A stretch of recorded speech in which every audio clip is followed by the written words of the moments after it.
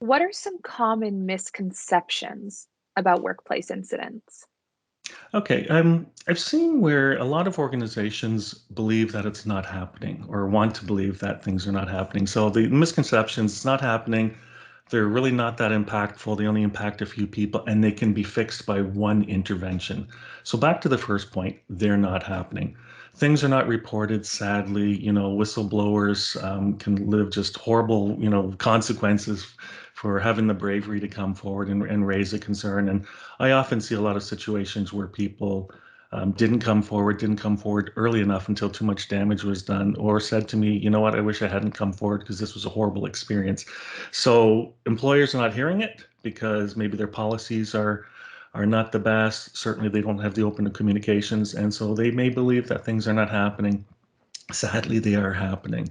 Um, I think organizations will sometimes think, well, maybe they're not that impactful. So you take a minor incident of someone making an off the cuff comment to another individual, could fall within a definition of workplace violence, psychological violence, but it can be, maybe easily resolved in the eyes of an organization through a simple conversation.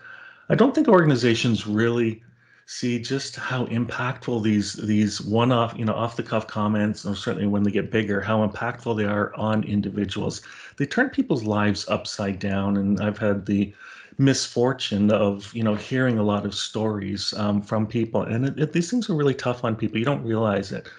Organizations, I think, believe that an incident only impacts just a few people. So the person who maybe committed, let's talk about fraud, the person who committed the fraud and maybe the whistleblower or someone who came forward and reported it.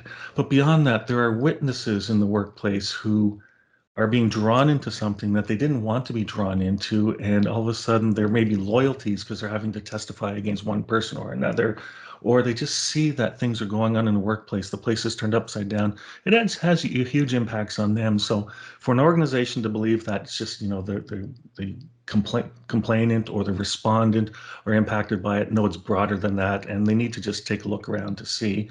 And then finally, fixed by one intervention. Sadly, things will happen in the workplace, an incident will occur. Oftentimes, an investigator such as myself will be called in to do an investigation, or maybe someone will come in to do mediation.